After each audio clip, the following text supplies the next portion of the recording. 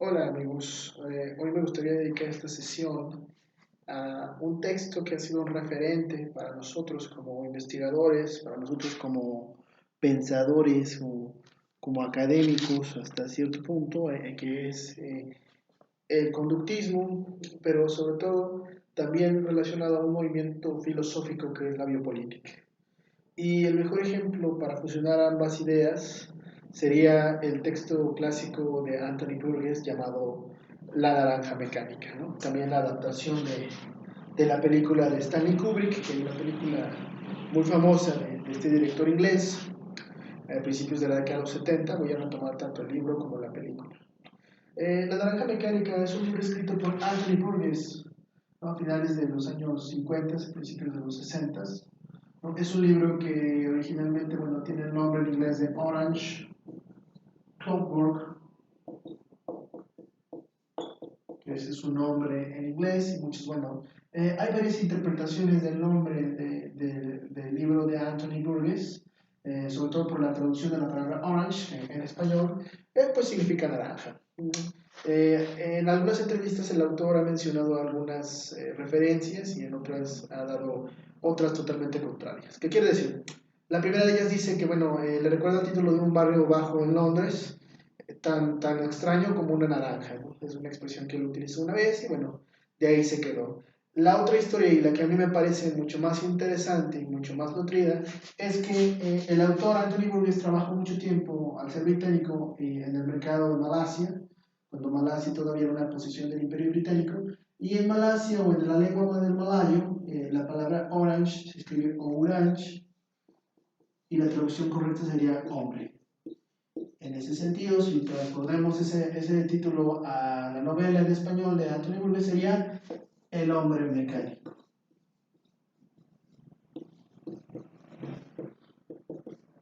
Y bueno, pues es una novela que hace una crítica directa es una crítica directa al conductismo. La novela se basa en la crítica directa al conductismo.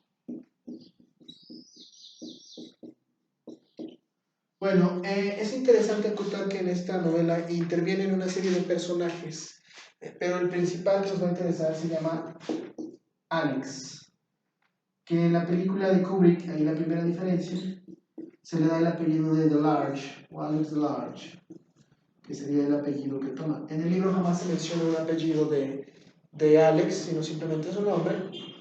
Y bueno, es el principal protagonista de la novela. Literalmente, bueno, tiene tres puntos en particular. En primer lugar, Alex es un sociópata,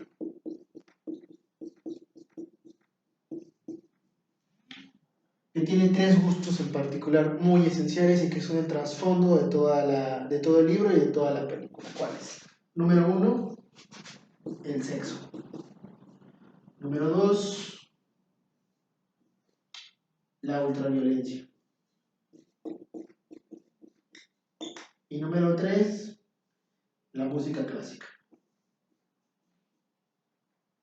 La novela, tanto la novela como la película, tienen unas referencias musicales fantásticas, ¿no? De ciertas piezas de la música clásica que hoy son consideradas, pues bueno, emblemáticas en la música clásica. Y bueno, también es importante mencionar que este personaje se desarrolla y muchas personas han pensado que cuando ven la película de Kubrick, literalmente es el antagonista de la novela. Realmente no. De hecho, Alex es una de las víctimas justamente de esta distopía que nos muestra Anthony Burgess, y realmente el Estado es el verdadero enemigo, es el verdadero antagonista. El Estado y las políticas que sigue ese Estado, que han convertido a una sociedad en una sociedad que se basa en la biopolítica, que es una idea de control mezclada con el sistema de producción capitalista que menciona un poco Michel Foucault. Pero bueno, Michel Foucault lo veremos en otro video más adelante. Esta parte es importante porque Alex lidera una banda, es el líder de una banda de amigos conocidos como los drugos, que son cuatro con Alex, ¿no? y esta pequeña banda pues se dedica a practicar robos, violencia, etcétera, violaciones, etcétera, etcétera. Todo partiendo de este concepto, la ultraviolencia. ¿Qué es la ultraviolencia? Bueno, realmente la ultraviolencia es un concepto que acuñó Anthony Burgess en este texto, donde habla como utilizar la violencia como un modo de deporte. Es decir, dicho de otra forma, la diversión de ejercer la violencia sobre otros. Una perspectiva un poco torcida, si de hecho si vemos la película, todo gira en torno a violencia, desde el inicio de la película hasta la última escena de la película, tienen que ver con elementos ficcionales de violencia. Eso es algo muy importante porque hasta ese momento nunca se había acuñado el término de ultraviolencia. Otra cosa a considerar es que, bueno, como un poco desde la antropología y una parte que a mí me interesa demasiado, es que los drugos y Alex hablan una jerga que se llama Natsat. ¿Qué es el Natsat? El Natsat es una combinación de las lenguas eslavas, particularmente el ruso, con una jerga callejera de los barrios bajos de Londres que se llama Cockney. El Cockney es una lengua cultural que se utiliza o es, digamos, equivalente al caló en la cultura chicana y en la cultura de los migrantes mexicanos en Estados Unidos. Es similar a esta estructura gramatical y lingüística donde se mezclan palabras de ambas lenguas. En el caso del caló, mezclas palabras y expresiones del inglés con el español y viceversa. En el caso del Cockney y de la lengua del Natsat que manejan los drugos, combina expresiones de la jerga inglesa callejera con términos de las lenguas eslavas, particularmente el ruso. Este es un aporte también muy interesante que hace Anthony Burgess, es decir, esta novela no solo tiene una perspectiva psicológica, sociológica, sino que inclusive una perspectiva lingüística muy interesante. Esto es algo muy importante decirlo, nadie se había tratado a este tema y nadie había tratado de hacer algo similar a lo que está haciendo Anthony Burgess en este libro. En segundo término, ellos, digamos, lideran esta banda que son los drugos y pues bueno, la idea es cometer todo tipo de delitos. La película y el libro hacen una crítica a la idea del conductismo, como decimos aquí. ¿Pero qué es el conductismo? Vamos a poner la pregunta, ¿qué es el conductismo? El conductismo no es otra cosa más que una escuela de psicología surgida en el siglo XIX por Iván Pavlov. El conductismo se basa en la idea del condicionamiento. Es una parte importante decirlo. Es una corriente de la psicología que se basa en la idea del estímulo-respuesta. Desarrollada por Iván Pavlov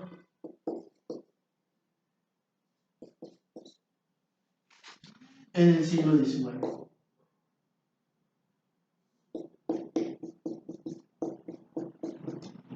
El conductismo se resistía y negaba la existencia de la mente como un fenómeno social. Es decir, para los psicólogos conductistas no existía la idea que nos va a manejar nuestro queridísimo Freud. O sea, la idea del inconsciente. Para los psicólogos conductistas, solo se basaba, o los problemas mentales se basaban, en conductas que eran mal aprendidas. Este término se va a hacer muy famoso porque va a utilizar el método de condicionamiento. Y el condicionamiento era la forma en que los psicólogos conductistas trataban de corregir trastornos de la personalidad o problemas de la sociología de la desviación, no reconociendo el inconsciente, como Freud lo menciona, sino más bien diciendo que eran conductas que el individuo había aprendido de mala forma y que mediante el condicionamiento podían ser corregidas. Es importante acotar eso, realmente. El texto maneja la idea de que no se le llama en sí conductismo, sino que menciona el término de tratamiento ludovico, que es al que después de algunos robos y después de matar a una persona, Alex es llevado a la cárcel y trata, digamos, de superarse y de reducir su sentencia carcelaria ofreciéndose como voluntario para un experimento conductista o en la película y el libro mencionado como el tratamiento Ludovico, en el cual, pues bueno, mediante una serie de pruebas y de una serie de aparatos le hacen estar viendo imágenes grotescas y violentas asociadas al dolor que él está sintiendo por unas drogas que se le han inyectado o prescrito. La idea es que el estímulo-respuesta se maneje como el asociar el dolor que siente al dolor que se infringe en las imágenes. Ahí podemos comprobar un poco la manipulación.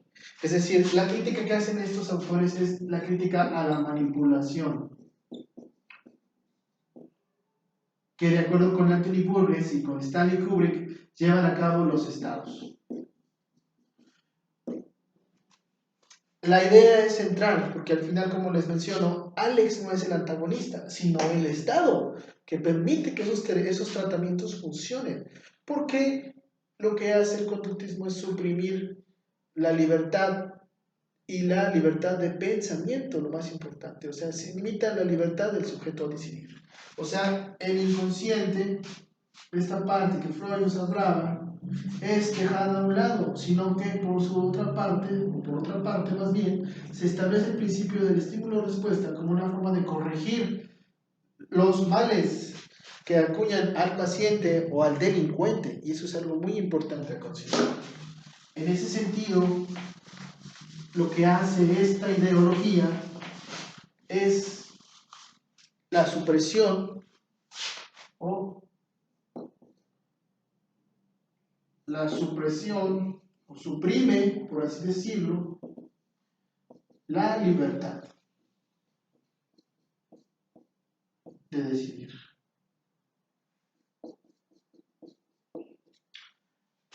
Por tanto, la libertad ética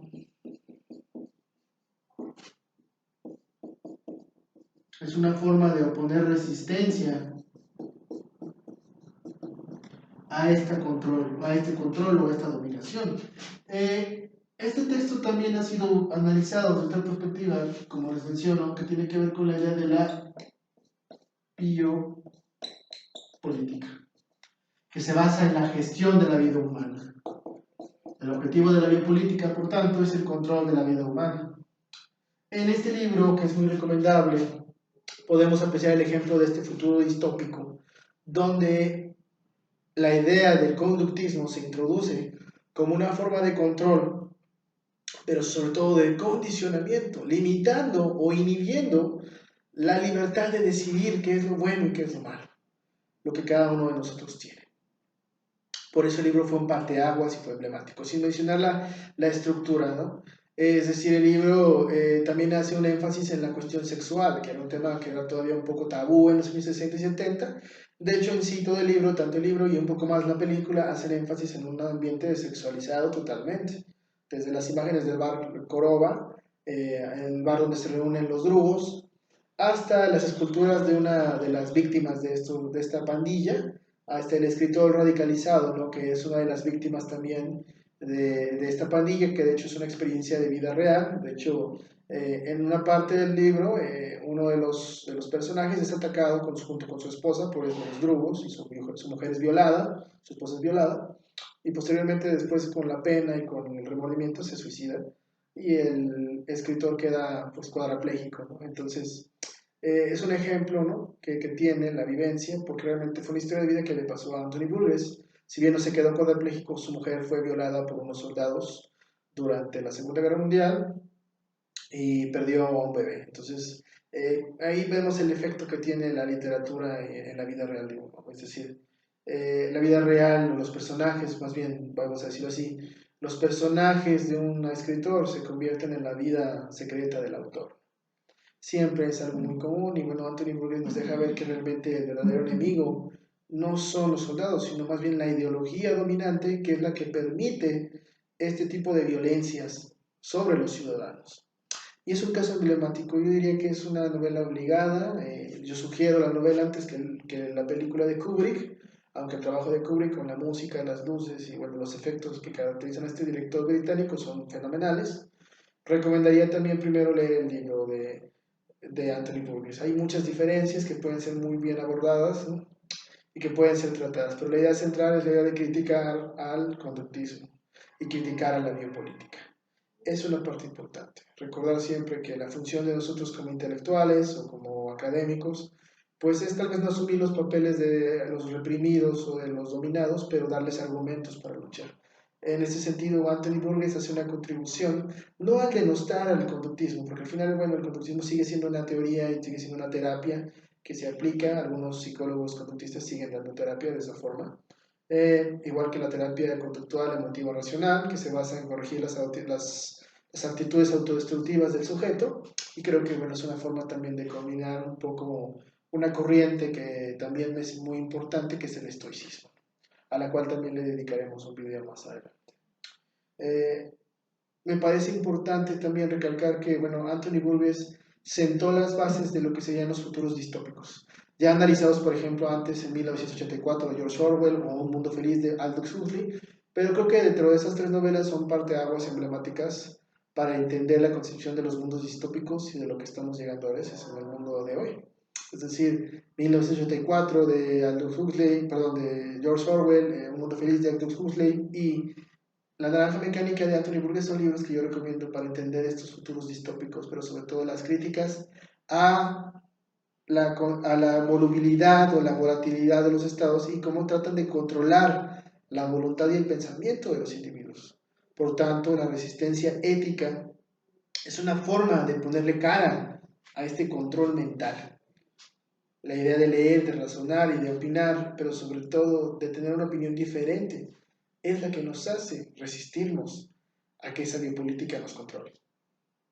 Espero les haya gustado esta clase y bueno, estamos en contacto. Me despido con mucho gusto, recordándoles igual siempre, ¿no? Su concentración determina su realidad. Abrazos.